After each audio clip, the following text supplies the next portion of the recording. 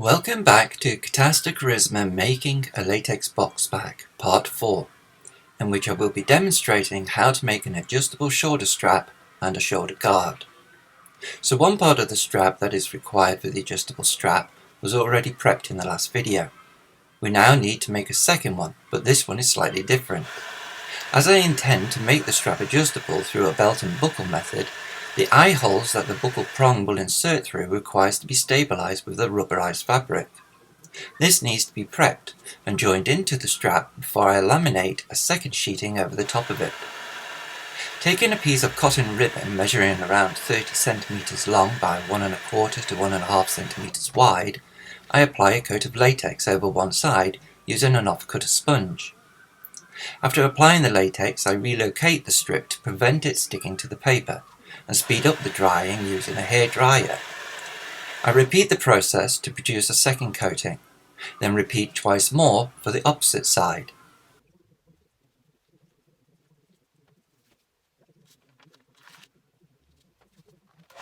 Once all the latex has dried and become rubber, I give one side of it a coating of glue.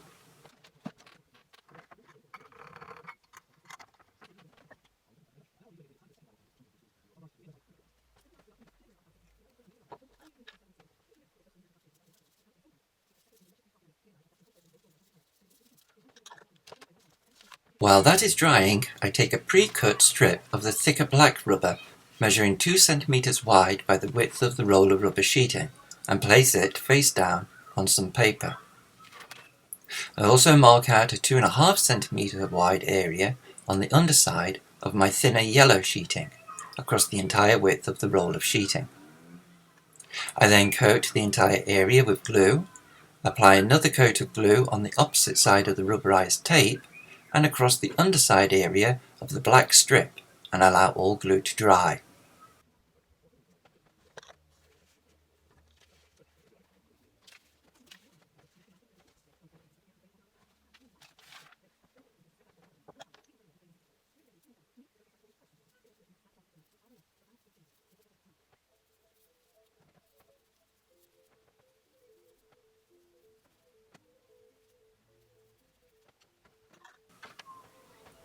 I round off one end of the rubberized tape and overlay at one end of the marked out area of the yellow sheeting, setting it slightly in from its very end. I then overlay the black strip over this. Smooth things down using my hand and press, making sure the black strip fully bonds to the yellow sheeting where it overlaps the sides of the tape.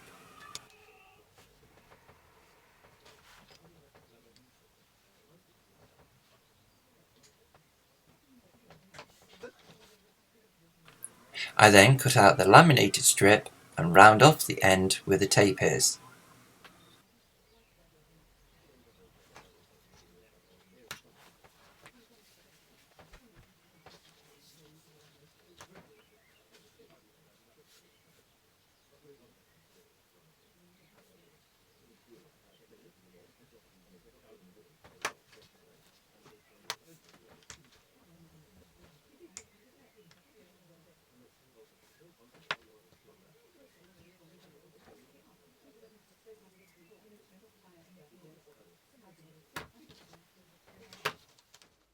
I next need to incorporate some eye holes into the rubberized tape end of the strap.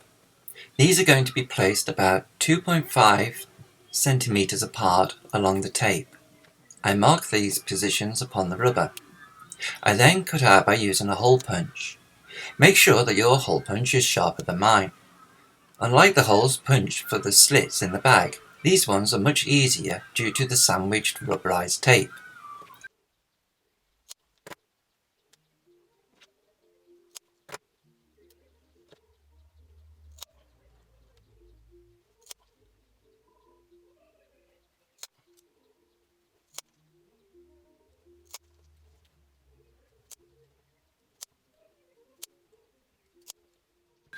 At the opposite end of the strap, I need to incorporate some clasps so that the strap may join onto the D-rings of the bag. First, I round off the end, incorporate a male snap fastener into the very end,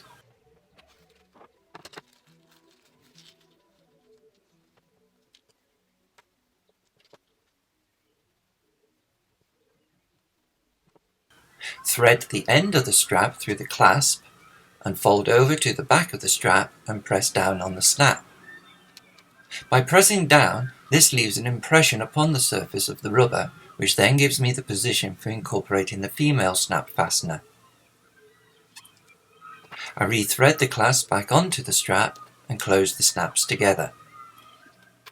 Turning my attention now to the second strap that was prepped in the last video, I now repeat the process at one end for incorporating a clasp.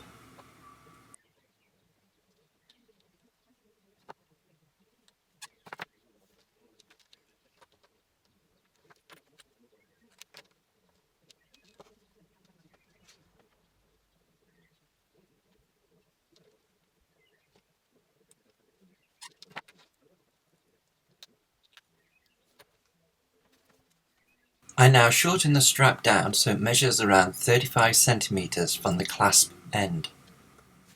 I round off the end just cut, and then about 7.5 centimeters down from the end, I mark where the buckle is going to be placed, and around another 2.5 centimeters down from this, where the belt loop will be placed, although this isn't strictly necessary. Where the marking for the buckle is drawn, I need to punch a hole. This is for the prong of the buckle to insert through. This time the rubber can be more resistant to punching, so I line the hole punch in position and then slide a bit of fabric just over the top before punching. Slide the belt loop onto the strap and incorporate the buckle.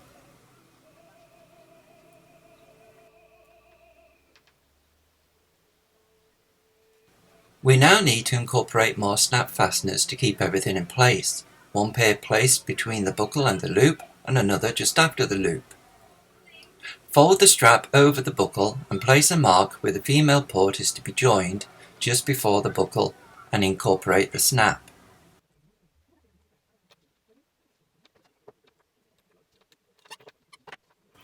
Fold the strap over again and press the female port down upon the rubber to leave an impression of itself, and use this to position the incorporation of the male port.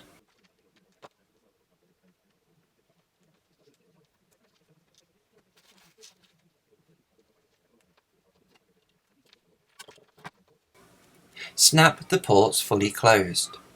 Put the belt loop into position and incorporate the final ports. Snap the ports closed, and the adjustable strap is now made and can be joined to the bag.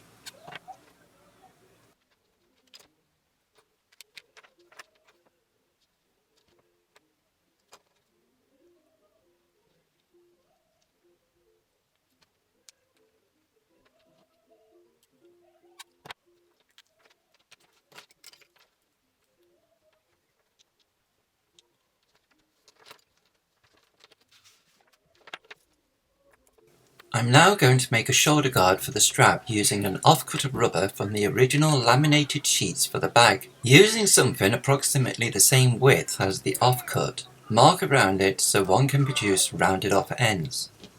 All this rounding off we have been doing, by the way, simply reduces down the chances of the lamination peeling away from itself over time.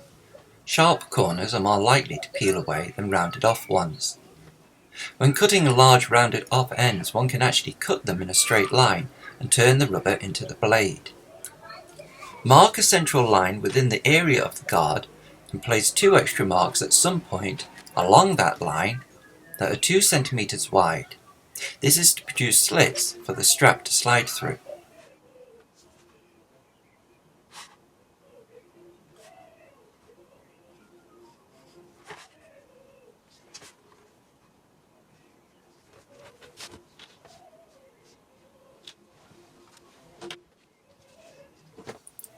Punch holes at either end of the slit marks and cut between the holes. Clean down the surface of any residual marks and thread the guard onto the strap.